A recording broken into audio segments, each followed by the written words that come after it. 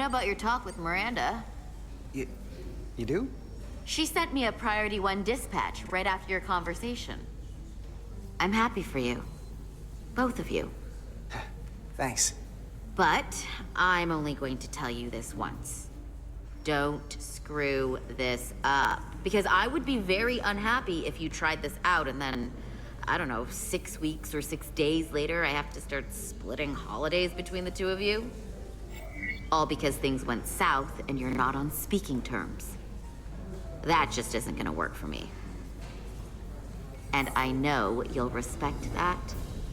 You really don't believe in me, huh? It's not you. Or her.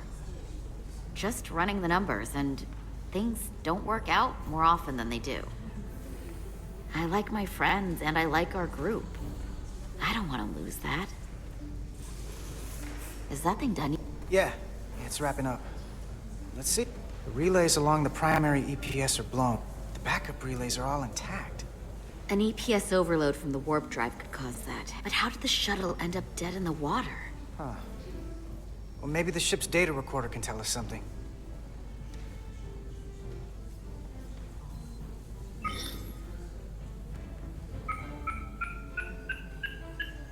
Here.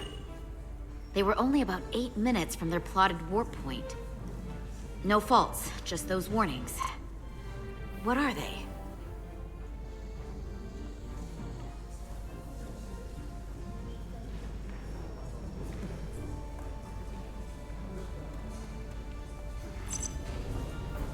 Subspace variance out of tolerance.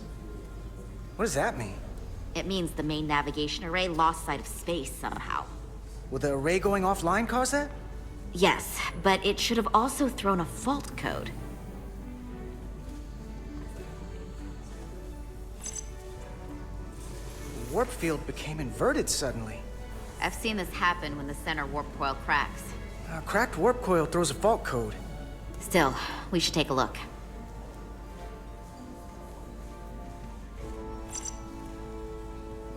There was a complete warp cascade failure. Wow. They're lucky the shuttle didn't turn inside out. Makes me think the computer panicked on the warp field equation. Any one of these failures should have thrown a fault. If it was caused by a system failure. None of this caused the relays to blow. Roll forward to when that happened. Yes, ma'am.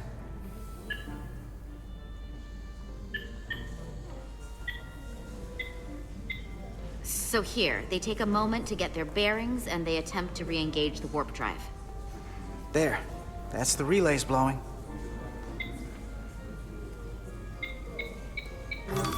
And look, there's another warp system alert. They're all the same.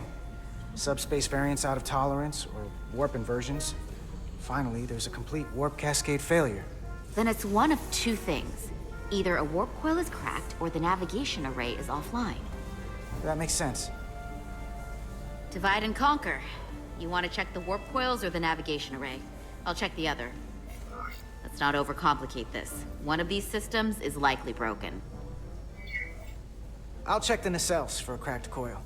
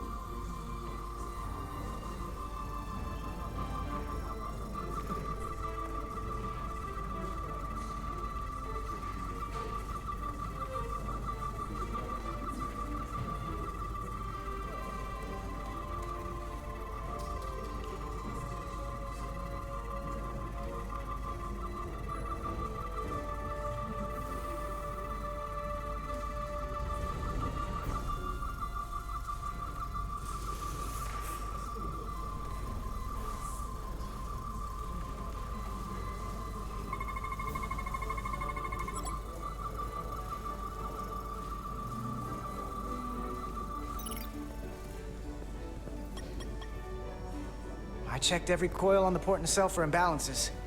If any coil in either engine were cracked, I would have detected it. So, it must be the navigation array. Except it's not. Checked and double-checked. Well, the readings don't lie. Here comes the security detail for the way team.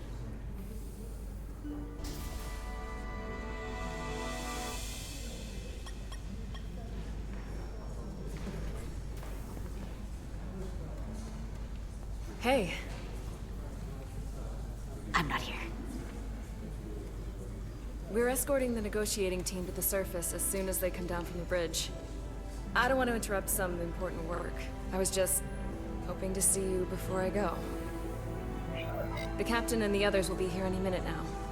Should be an interesting ride down to the surface. You're the one with the important job to do. Keeping the captain safe. And Ambassador Spock.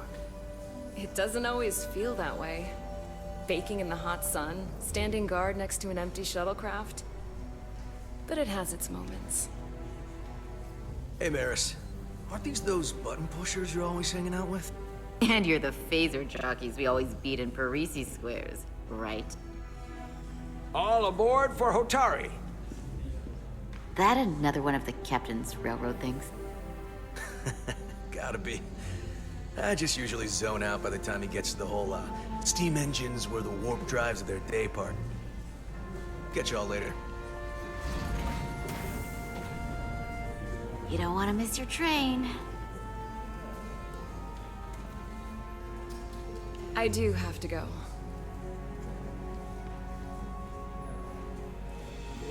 Not gonna lie, I'd rather not leave right now. More important things on my mind.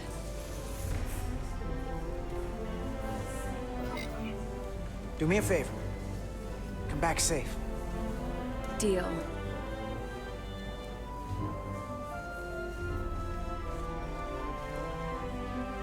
Be seeing you.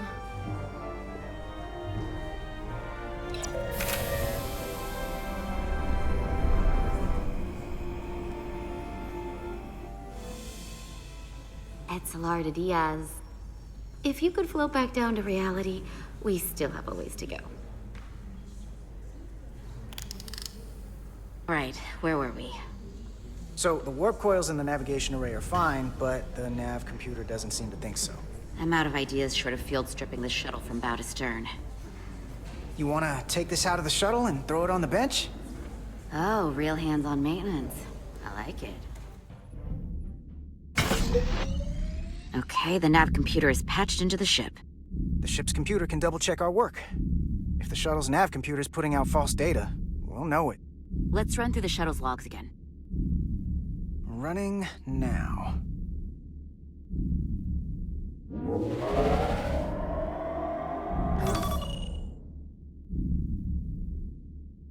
Same. Warp field inversion and a cascade failure. However, the Resolute computer doesn't show the same subspace variance. We're in the same conditions that the shuttle was in when it failed. Why wouldn't the ship's computer get a matching result? What if the subspace variance was a momentary occurrence? That's a possibility, and it would explain why the simulation under our current sensor readings failed to reproduce the issue. But a subspace anomaly strong enough to cause a warp field collapse would leave graviton ripples for days. Let's run with the momentary subspace variance theory for now. Roll forward to the shuttle's attempt to re-engage the warp drive. We need the conditions of space around the shuttle at the moment of warp failure. Resuming simulation.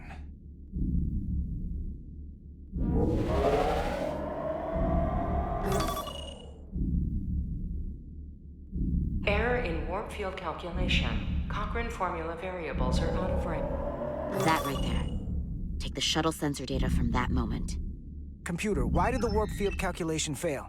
Warp field pressure returned non-orthogonal. Results are undefined. That doesn't help. Wait, what if we use a different ship? Put the Resolute into the simulation instead of the shuttle. Yeah, it should warp just fine. Unless... Computer, run the simulation with the Resolute. Resolute simulated. Computer, give me manual control on the warp power. Static field intensity, warp 1.1. 1.2.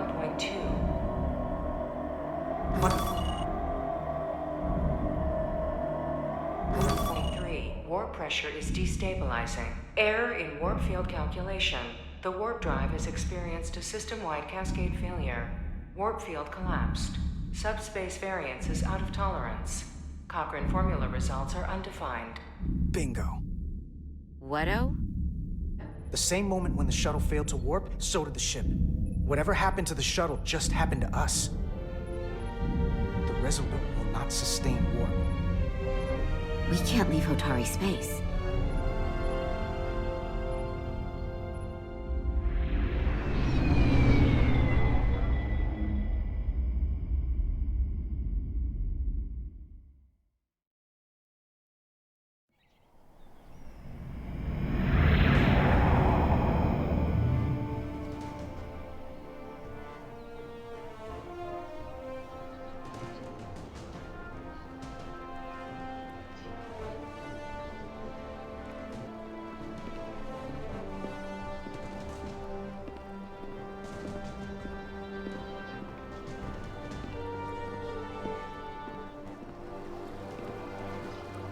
Ambassador Spock, Captain Solano, welcome to Hotari. We are honored you've come. My name is Tylos Altaris, Minister of Diplomatic Affairs. The honor is ours, and this is Commander Jara Rydick, first officer aboard the USS Resolute. You'll find she has a keen mind, and unique insight into the dynamics between the Hotari and the Illidians. We're honored to be here, as representatives of the Federation. I'm so glad. These must be the representatives of the mighty Federation. The reigning authority in the galaxy. Or so we've been led to believe. Whether that's true or not remains to be seen. But, either way, we're grateful you've made the time to come to our little corner of the universe. And you are? This is Galvin, and this is Citron, the heroes of the revolt in the mines.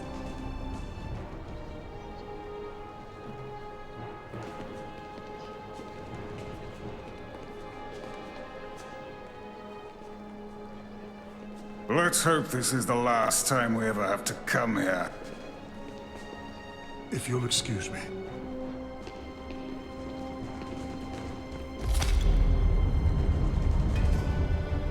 I think we're about to begin. Did you hear the arrogance from that guy? I don't know what we're walking into here, but that guy was something. That may be true. But let's keep an open mind going into the negotiations. Hopefully he's just one voice amongst many. Then let's hope he's the outlier. The Hotari have invited us as their guests, so we must show them the proper respect.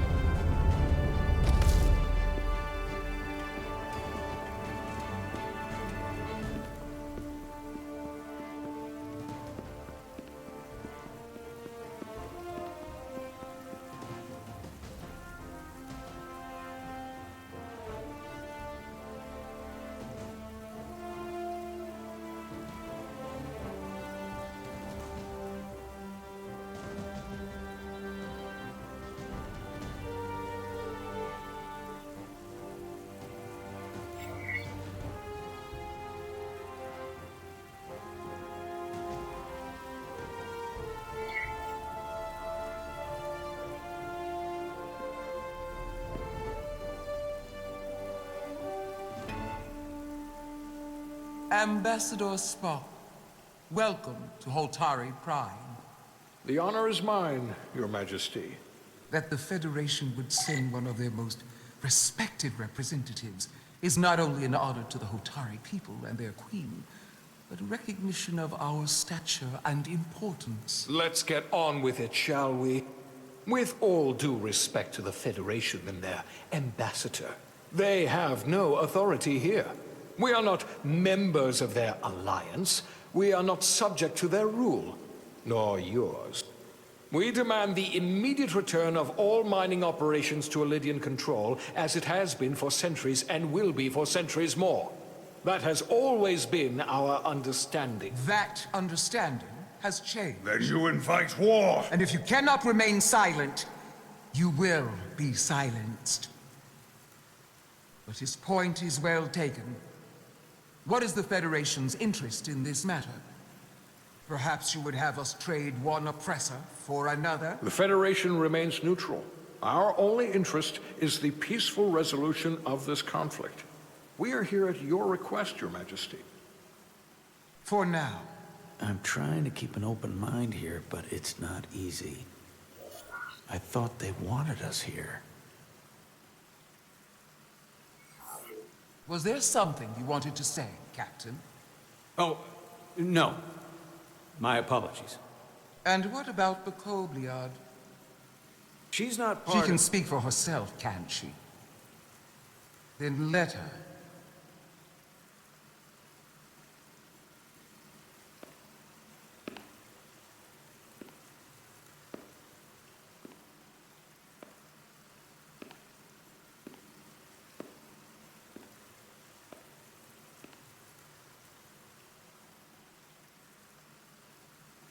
Now then, one should know their place. What you might be somewhere else is not what you are here. Which is standing before a queen. And a queen deserves respect. A bow is not too much to ask. Is Hotari Prime, heart of the Hotari system? My name is Commander Jara Rydek, Your Majesty. I prefer to be called by my name, not my species. Then I suppose that makes us even. Commander Rydek. You are Kobliad. Your people suffered brutal treatment at the hands of the Cardassians. Their injustice towards the Kobliad is as unimaginable as it is unforgivable. Not unlike how we have been treated by the Elydians. As much as they'd have you believe they are the victims here, remember it was the Hotari who attacked us.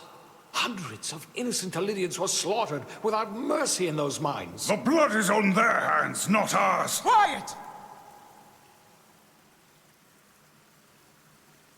If after all the Kobliad suffered, you finally had the chance to right that wrong, to get out from under their control, would you take it? Or would you negotiate a peace?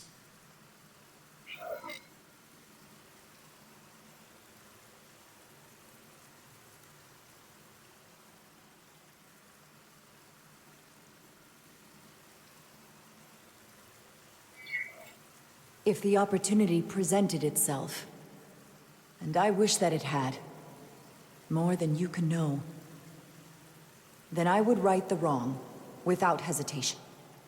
For the sake of the Kobliad, we suffered enough. Of course you would. It would be foolish to do otherwise. The Federation is the most powerful, most advanced alliance in the galaxy. It's widely known we have an abundance of dilithium in our mines. And it's in your interest to secure a steady supply. Your Majesty, if I may. Ambassador Spock would have us believe you're here as a neutral party in the interest of peace. So why are you really here? I want the truth, not your Federation rhetoric.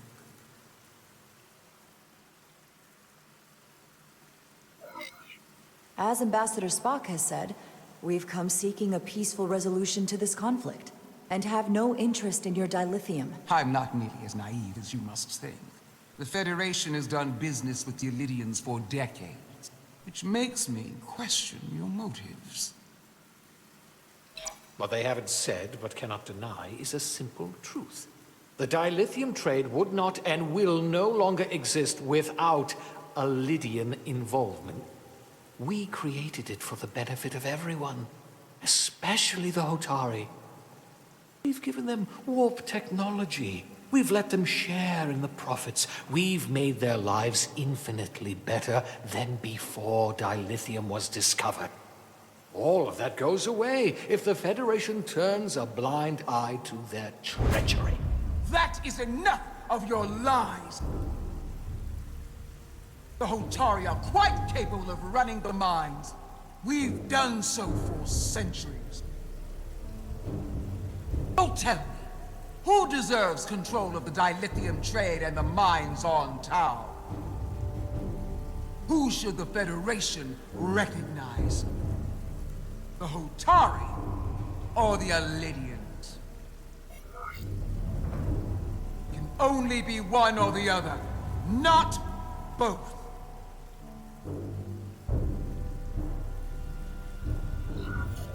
If I have to choose only one, then it would have to be the Hotari. Well said.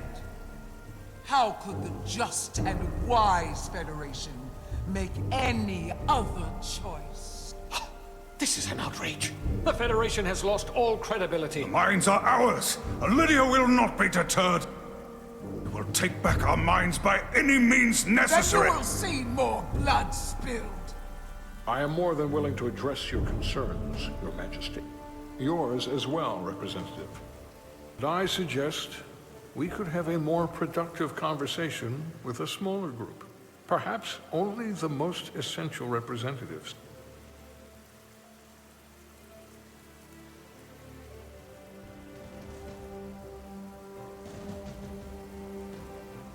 I suppose there is some sense to that.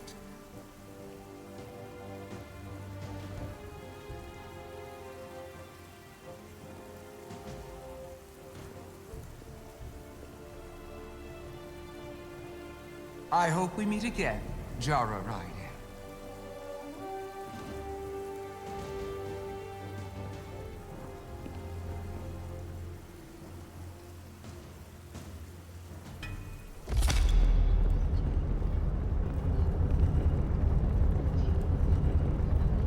Spock and I will cover everything on the diplomatic front. You make nice with the locals and see if you can get some answers. We need to find out why the Hotari are so willing to risk war. What happened in those mines?